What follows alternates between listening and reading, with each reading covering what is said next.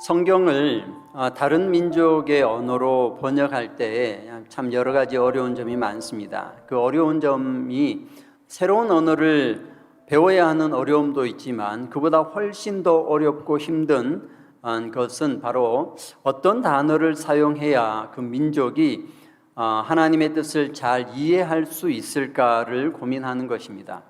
아무리 잘 번역한다 하더라도 성경의 원래의 의미를 새로운 언어로 완벽하게 표현해낼 수가 없습니다. 그래서 성경 번역학자들은 그 민족이 사용하는 단어들 중에서 성경의 의미를 가장 잘 이해할 수 있는 단어를 선택하여서 성경의 내용을 전달할 수밖에 없습니다. 제가 선교하던 스리랑카에 가보면 스리랑카에는 언어가 싱할러와 타밀어 두 가지가 있는데요. 그 중에 싱할러라는 이 언어는 불교 용어입니다. 이들은 아주 오래전부터 그 민족이 다 불교를 믿고 있기 때문에 그들의 싱할리어로 불교의 교리를 다 표현해내는 불교 언어가 되어왔습니다. 근데 이 싱할리 민족에게 하나님의 복음을 전하려고 이제 성경을 번역할 때에 이들이 참 깊은 고민에 빠졌습니다. 왜냐하면 하나님을 나타내는 단어를 어떤 단어로 표현할까 하는 거였습니다. 그들의 언어에서 가장 고귀하고 가장 높은 분을 호칭하는 단어로 하나님을 표현해야 하는데 그 단어가 무엇인가 하는 거죠.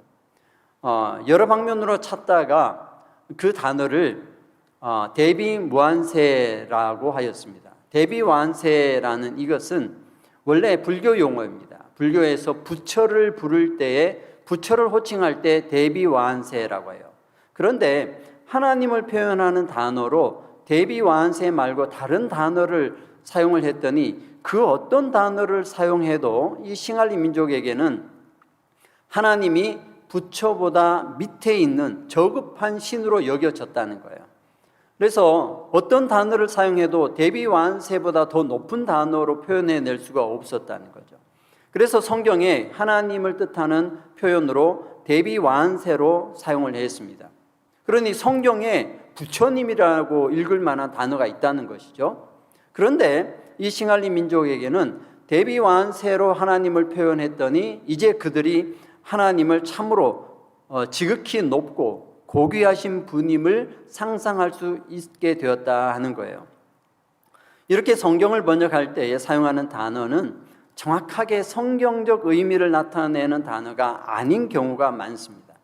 그 문화에서 다른 의미로 사용되지만 그 의미가 하나님의 말씀을 가장 잘 이해할 수 있게 하는 단어라면 그 단어를 선택해서 하나님의 말씀을 전하는 것이죠.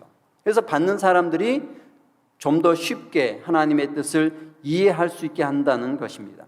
그러니 성경은요, 우리가 읽은 모든 성경들은 번역된 성경 아니겠습니까? 번역된 성경에서 어떤 단어를 볼 때에는 그 단어가 가지고 있는 그 문화에서 사용하는 의미뿐만 아니라 그 의미로 성경의 내용을 어떻게 표현해내는지를 함께 보아야 한다는 것이죠.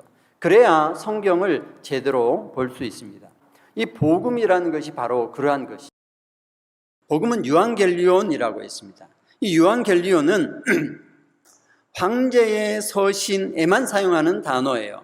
다른 서신이나 다른 책에 유앙겔리온이라고 쓰면 안 됩니다. 그러면 반역자가 돼요. 그러니까 반드시 황제의 서신에만 유앙겔리온이라는 단어를 씁니다. 그리고 이 유앙겔리온은 아무나 읽지 못합니다. 반드시 황제가 보낸 전령이 유앙겔리온을 펴서 읽어야 됩니다. 공포해야 됩니다. 이것을 공포하는 순간은 황제의 명령이 떨어지는 순간이에요. 그래서 유앙겔리온을 전령이 공포를 하면 그것이 곧 법이 되는 거죠. 이 내용에 따라서 살아가는 자들은 평안하고 안전해지지만 이 공포하는 내용을 거슬려서 다른 행동을 하면 그는 반역자가 되어서 사형에 처해지게 된다는 거죠. 이 황제의 서신은 아무나 읽을 수 없습니다. 황제의 뜻을 모르는 사람이 유앙겔리온, 그 황제의 서신을 들고 읽다가 혹시 잘못 읽으면 어떻게 되겠습니까? 황제의 명령이 바뀌어지게 되는 거죠. 그래서 아무나 읽을 수는 없습니다. 황제의 명령의 뜻을 잘 알고 있는 황제가 보낸 전령이 이 복음을 공포하게 되어 있습니다. 괜히 다른 사람이 아무것도 모르고 이 요한계시록을 자기 나름대로 해석해서 돌아다니면서 사람들에게 황제가 이런 말을 했다더라 하고 전하다가는 그는 반드시 죽습니다. 반역자로 죽게 되어 있습니다. 복음을 전하는 이 전령은 목숨을 바쳐서 그 내용에 충실하게 전해야 됩니다. 뉘앙스가 달라지면 안 돼요. 한 글자라도 틀려지면 안 됩니다. 한 글자라도 틀리고 다르게 해석하면 그것을 다른 복음, 가짜 복음이라고 하죠. 갈라디아서 1장 8절에 사도 바울은 이런 다른 복음을 전하는 자에게 2번이나 저주를 선포했습니다. 사도 바울은요, 복음을 전하면서 저주를 선포한 적이 없어요.